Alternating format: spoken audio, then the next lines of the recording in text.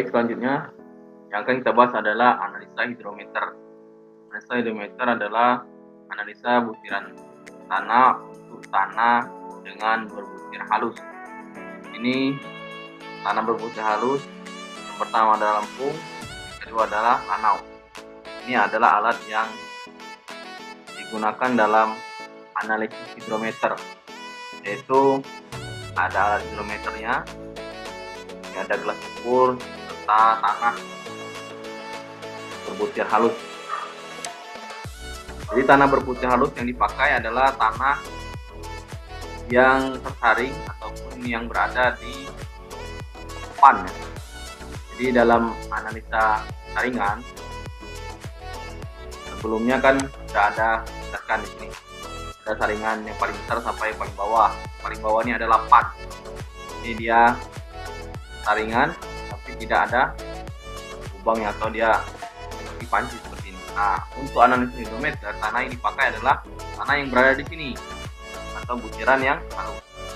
Jadi prinsipnya seperti ini. Ini ada hidrometer, kemudian di sini ada larutan tanah air. Yang diukur dalam analisis hidrometer adalah kecepatan aliran. Jadi berdasarkan buku ini, aku mekan satu. Jadi tanah berbutir halus ini untuk distribusinya ataupun analisisnya dapat digunakan dengan cara sedimentasi. Jadi metode ini didasarkan pada hukum Stokes yang berkenaan dengan kecepatan pengendapan butiran pada larutan tanah. Ini prinsipnya seperti ini. Jadi kecepatan pengendapan sama dengan gamma S atau gamma butiran kurang gamma W sama air per 18 kali mu atau kecepatan absolut dikalikan dengan diameter kuadrat. Semakin besar butiran yang ada pada tanah ini, maka akan semakin cepat mengendap.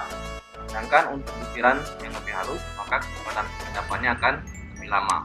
Prinsipnya seperti ini.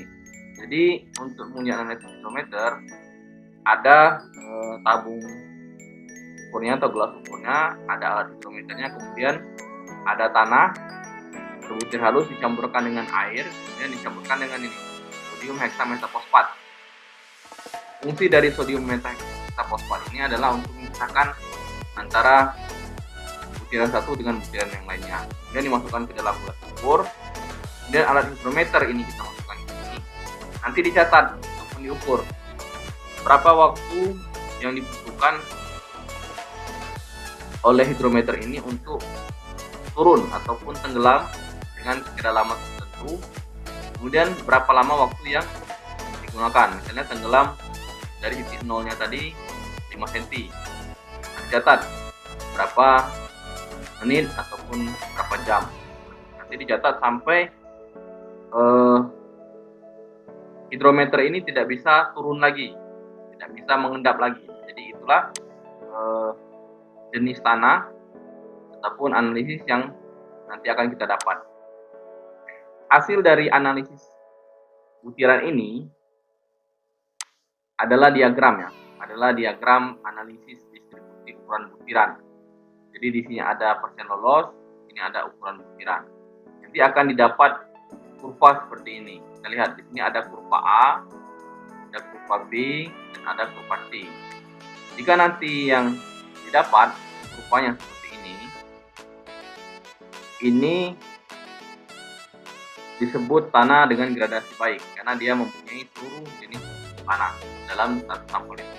Jadi ada kerikilnya, ada pasirnya, ada lempungnya, dan ada lanau. Dan dia kalau seperti ini, tegak seperti ini artinya gradasinya seragam. Artinya tanah yang kita ambil itu mayoritas satu jenis tanah. Biasanya pasir saja atau kerikil saja. Kemudian kalau gradasinya seperti ini, lihat gradasi B ini, tidak seluruhnya mencakup. Nah, ini disebut dengan gradasi guru. Nanti ada contoh soal ya, bagaimana untuk membuat ini, dan ada juga videonya, nanti dilihat di video bagaimana membuat analisis ataupun diagram analisis ukuran butiran.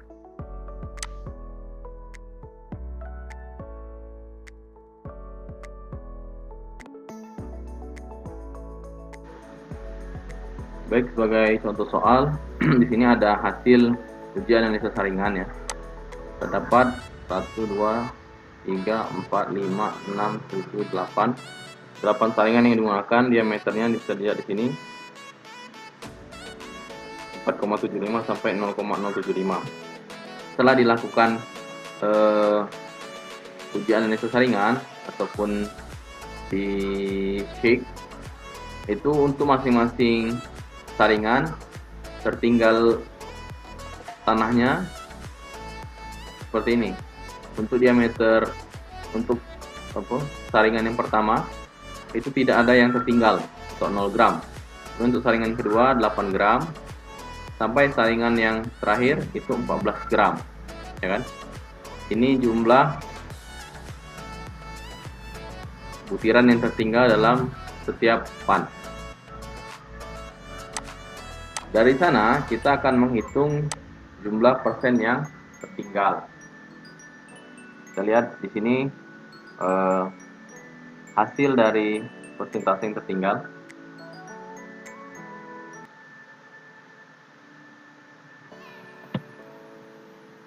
Oke, di sini kita sudah dapat berdasarkan hasil yang tadi ada diameter lubang ataupun diameter dari masing-masing saringan, kemudian berat butiran yang tertinggal.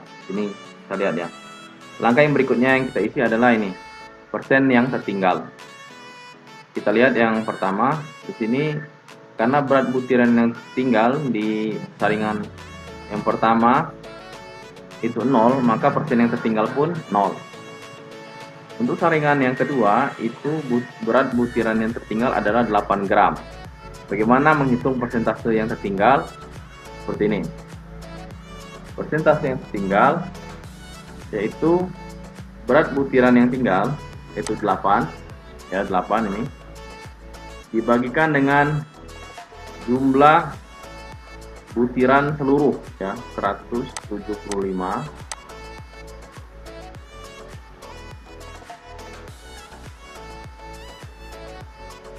Kemudian dikalikan dengan 100%.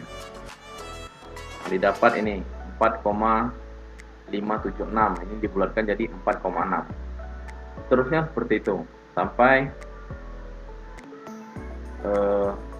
seluruh saringan dihitung. Kemudian untuk persen lolos, cara menilainya seperti ini. Untuk persen yang tertinggal itu sama dengan 0, maka persen lolosnya adalah 100% atau 100% lolos. Sedangkan untuk yang persen tertinggalnya 4,6, maka nilai 100%-nya untuk mengisi yang berikutnya yaitu 100 dikurang dengan 4,6, ya. Nah, dapat 95,4. Seterusnya untuk mengisi yang di bawahnya tinggal dikurangkan saja dengan jumlah persen lolos yang tinggal 4. Maka akan didapat nanti hasil yang terakhir itu sama dengan 0.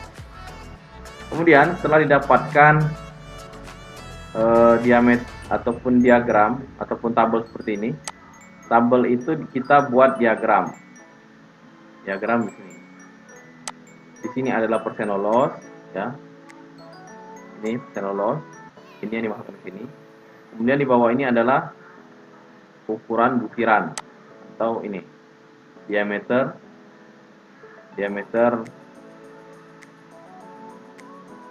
lubang ini dimasukkan.